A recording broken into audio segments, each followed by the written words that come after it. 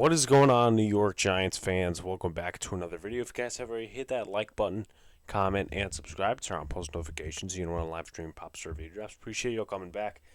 I decided not to do a mock off season because it's kind of pointless. I had some stuff that was yet to be recorded and edited and stuff like that, and by the time I would be done with it, it'd be Wednesday, and a lot of free agent signings happened, and they're going to be marked official on Wednesday. So I'm like, you know what? There's just no point. I'll save it for next year. My sincerest apologies.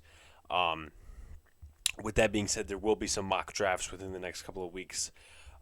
That process of making a mock offseason did help me identify some prospects and look at different prospects. Brandon Smith being one, Dylan Parham being another, but obviously that's a different video at a different time.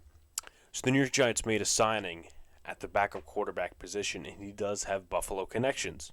It's not Mitchell Trubisky, though. It's Tyrod Taylor.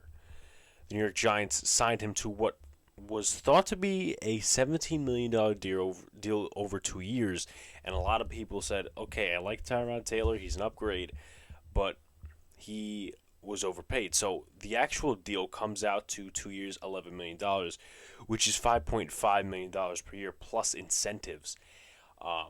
With that being said, I don't think it's a bad signing. I didn't think they would pay $5 million, $5.5 million to a backup quarterback because obviously money needs to be allocated to different areas over the course of this offseason. However, with that being said, this is a guy that used to start. He was in Buffalo for a year with Joe Shane. Dable was not there yet. And, with that being said, I like this signing now. Just to preview him a little right here. Obviously started his career in Baltimore, won a Super Bowl over there. 2015, 2017, he was Buffalo's starter at quarterback. Was traded to the Cleveland Browns at the age of 29 in 2018. Started a total of 3 games. And then he got injured in the Jets game. Baker Mayfield came in, and he was not the starter the rest of the season. Baker Mayfield was. He finished out, and he would later start for them for the next few years. 2019, he went to the Chargers, the backup quarterback for Phillip Rivers. Nothing bad happened there. In terms of 2020, another bad thing happened. He started for the Chargers the first game. I think he also played another game that season, but he started the first game.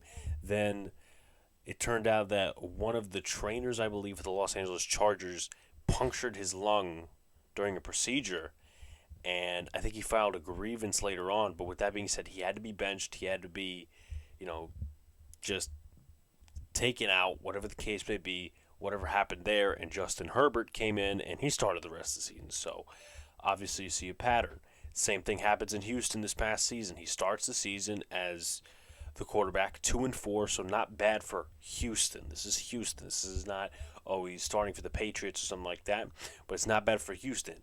6 games started, and he gets injured.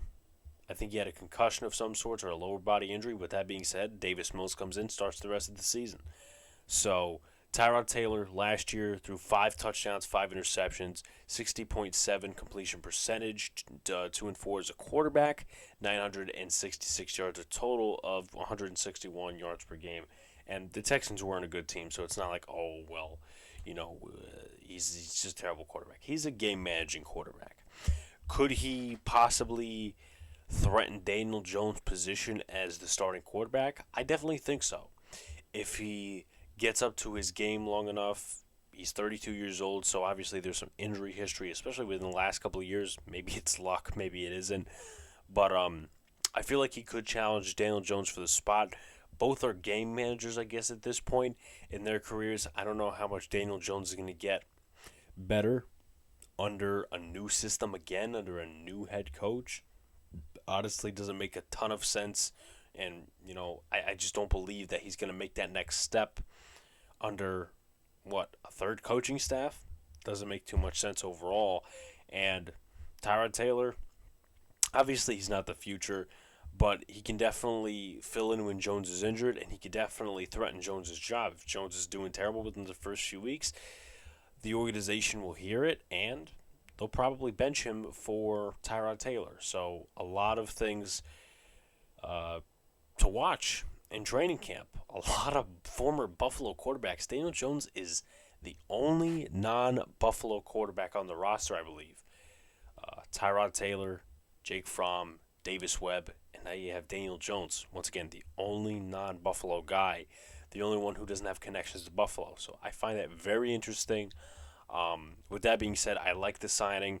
At first, it was like, okay, yeah, they may have overpaid for a backup quarterback. But with that being said, now that's down to 5.5 plus incentives. He comes in, competes with Daniel Jones for the job, and if he wins, he wins. He loses, he loses. It's not like he's going to get cut. Anyway, good signing. He was actually in my video, if you check it out, for top options at backup quarterback. I believe he was candidate number 2 or number 3. I had him alongside Andy Dalton, Mitchell Trubisky, a couple other guys, but I did have him in there. So it's not like his name went unchecked in my head. With that being said, guys, like, comment, and subscribe. Turn on post notifications here on live stream. I know he didn't say that clearly, but you guys know what I mean. Like, comment, subscribe, do all the good stuff. Check out 7 p.m. Eastern Standard Time on the NYY News TV channel, Twin Bill. We may start doing those live so we get more viewers and so we get to interact with people live rather than just being, a silly old premiere. I will be on the Clapback Sports 100th episode that's live on their YouTube channel, so go check that out. I think I'll be on around 8:30, 8:45. They do a good job over there. Tino, Murph, and Mage. Murph and Mage have been on my channel before. Very nice guys, very relatable in the sports world. Also, check out the last couple of videos. Yankees, Giants. It's been a busy couple of days. Peace out, guys. See you later. Stay cool.